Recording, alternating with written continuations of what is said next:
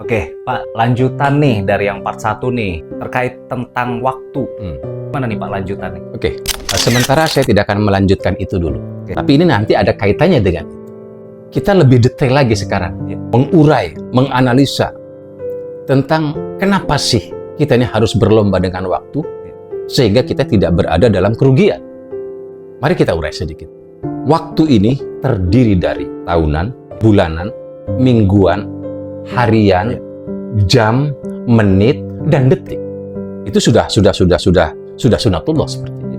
Mari kita kaji betapa pentingnya waktu itu sehingga kita tidak berada dalam kerugian tadi.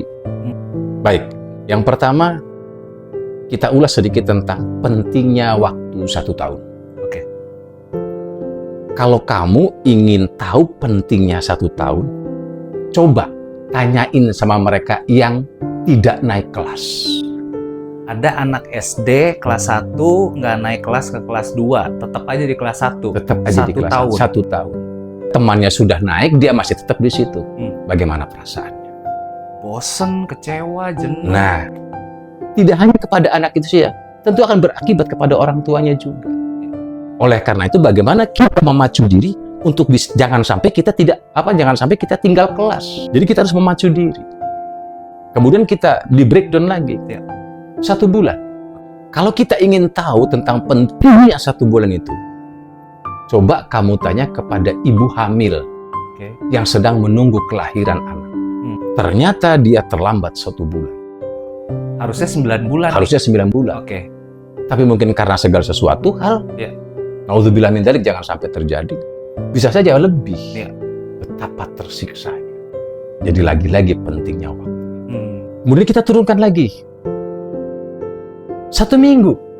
Kalau kita ingin tahu betapa pentingnya 1 minggu dan betapa mahalnya 1 minggu, coba kamu nanya kepada tabloid mingguan, surat kabar mingguan, atau majalah mingguan.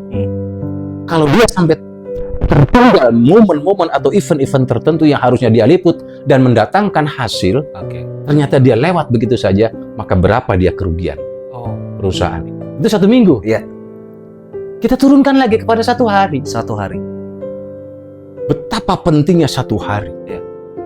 Bahkan bisa-bisa ini akan berakibat fatal ketika kita lewat 1 hari itu. Coba tanya kepada buruh harian. Di pabrik kek, kuli panggul kek, kuli nyangkul kek. Ketika dia tidak mendapatkan hari itu, untuk dia bekerja lewat 1 hari itu, bagaimana anak istrinya untuk bisa makan, untuk bisa jajan. No work, no pay, Pak. Nah, itulah. Jadi begitu pentingnya waktu 1 hari. Kita breakdown lagi lah. 1 hari sekarang. 1 jam. 1 jamnya. Betapa begitu mahal dan pentingnya 1 jam. Coba kau tanya kepada mereka yang ketinggalan pesawat. Hanya beda jam. Udah buru-buru nyampe airport, pesawatnya sudah berangkat, Pak. Nah, 1 jam itu kalau diukur pesawat mungkin sudah sampai ke Bali, sudah sampai ke Batam, sudah sampai kemana. Assalamualaikum warahmatullahi wabarakatuh. Pemirsa, pada pertemuan kali ini kita akan melanjutkan tentang pembahasan bagaimana betapa pentingnya dan berharganya waktu itu. Pada pertemuan yang lalu, kita sudah membahas bagaimana pentingnya waktu 1 jam ketika orang ketinggalan pesawat. Maka kalau kita breakdown lagi dari 1 jam menjadi 1 menit, maka bagaimana dan betapa berharganya waktu 1 menit itu? Coba kita tanya kepada para pengusaha-pengusaha yang mengiklankan produknya di media sosial, baik cetak maupun elektronik. Dia harus membayar mahal dengan waktu 1 menit itu.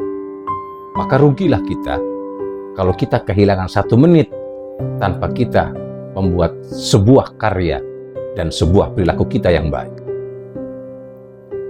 Selanjutnya, mari kita breakdown dari menit kepada detik.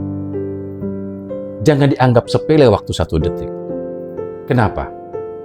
Mari kita lihat dan kita tanya bagaimana berharganya waktu 1 detik itu.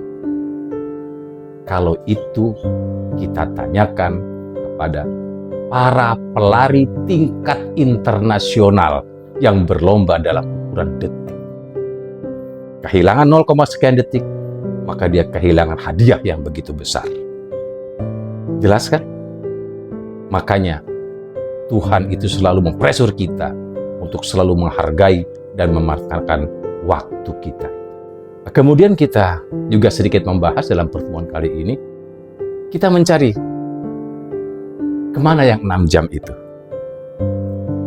Sesungguhnya waktu yang 6 jam yang kita cari kemarin, kemana sisa waktu yang 6 jam itu?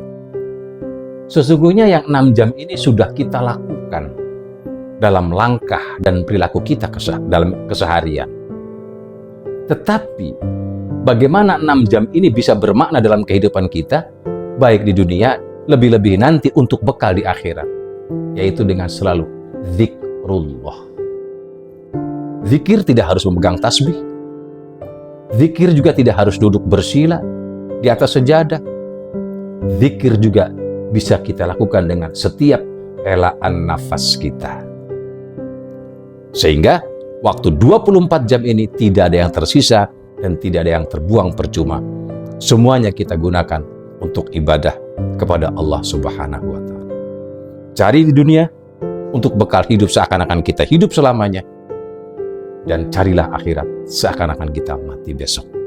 Demikian, mohon maaf. Wassalamualaikum warahmatullahi wabarakatuh.